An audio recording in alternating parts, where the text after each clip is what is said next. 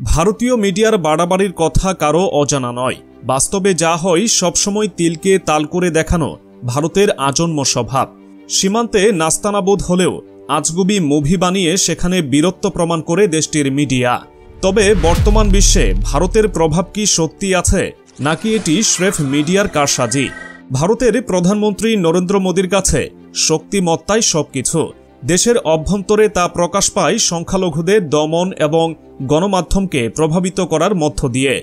অন্যদিকে আন্তর্জাতিক পরিমণ্ডলে মোদীর শক্তিমত্তা প্রকাশ পায় নয়াদিল্লির প্রতি যে কোনো সমালোচনায় খুব প্রকাশ, এমনকি কখনো কখনো মিত্রদেশের মাটিতেও রাজনৈতিক হত্যাকাণ্ডে জড়িয়ে পড়ার মাধ্যমে। দিনটি ছিল 2023 সালের 18 সেপ্টেম্বর। এদিন কানাডার প্রধানমন্ত্রী জাস্টিন ট্রুডো অভিযোগ তোলেন, শিখ বিচ্ছিন্নতাবাদী আন্দোলনের নেতা হরদীপ সিং নিজ্জরকে ব্রিটিশ কলাম্বিয়ায় হত্যা করেছে ভারত সরকার। এর ঠিক 2 মাস পর যুক্তরাষ্ট্রের বিচার বিভাগ ঘোষণা দেয় তারা নিউ ইয়র্কে এক শিখ নেতা হত্যায় ভারতের পরিকল্পনা নস্যাৎ করেছে। পরে জানা যায় ওই ব্যক্তি ছিলেন যুক্তরাষ্ট্র ও কানাডার দ্বৈত নাগরিক গুরপথবন্ত সিং পান্নুন। আর গত মাসে ট্রুডো অভিযোগ করেন ভারত এখনও শিখ কানাডিয়ানদের হয়রানি ও হুমকি দিয়ে যাচ্ছে। ভারত সরকার এসব অভিযোগ অস্বীকার করে এবং কানাডার প্রতি এক ধরনের উপহাসমূলক প্রতিক্রিয়া জানায়। মোদীর সমর্থক গোষ্ঠী যুক্তরাষ্ট্র ও কানাডার সঙ্গে তার দ্বন্দ্বকে এই ভেবে সাহসিকতার ঝলক ও প্রমাণ হিসেবে দেখেছে যে ভারতকে ভয় দেখানো সম্ভব নয়। অর্ণব গোস্বামী নামে মোদীপন্থী এক বিশিষ্ট টিভি উপস্থাপক সংবাদ প্রচারের সময় বলছিলেন, প্রত্যাশার চেয়ে অনেক বেশি জোরে আমরা ট্রুডোকে থাপ্পড় দিয়েছি। তিনি বলেন, প্রধানমন্ত্রী মোদী প্রমাণ করেছেন তিনি মার্কিন নেতাদের চেয়ে বেশি স্মার্ট।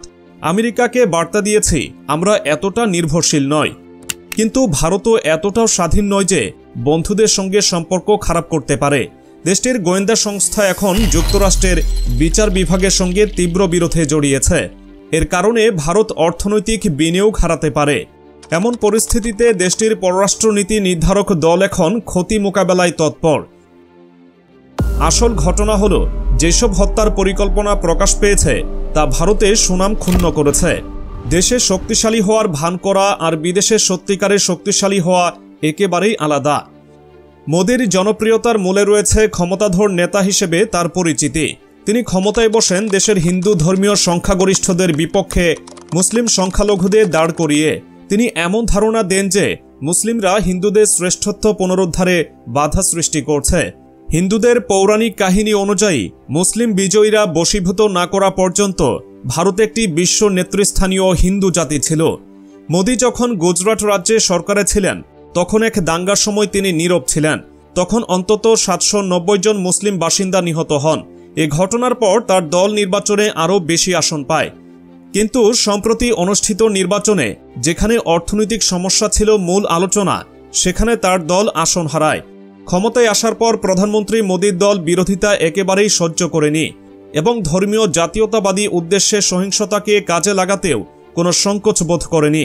ঘৃণার মতো অপরাধ বাড়লেও মোদী সেসব নিয়ন্ত্রণে কিছুই করেননি। অটোয়া মনে করেন কানাডিয়ান শিখদের ভয় দেখানোর প্রচারণার পিছনে রয়েছেন সেই অমিত শাহ। শিখদের নিয়ে মোদী সরকারের হতাশা শুরু হয় 2020 সালে। ওই বছর সরকার ভারতের কৃষিখাতের জন্য বিতর্কিত 3টি আইন করে শিখ কৃষকেরা এর বিরুদ্ধে মাসের পর মাস আন্দোলন চালান। শেষ পর্যন্ত নয়াদিল্লি আইন 3টি প্রত্যাহার করতে বাধ্য হয়।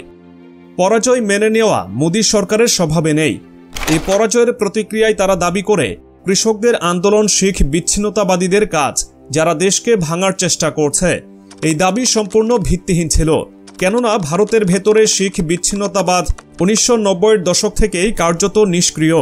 মোদী সরকার প্রবাসে থাকা বিচ্ছিন্নতাবাদীদের দিকে আঙুল তুলতে সবসময় প্রস্তুত থাকে।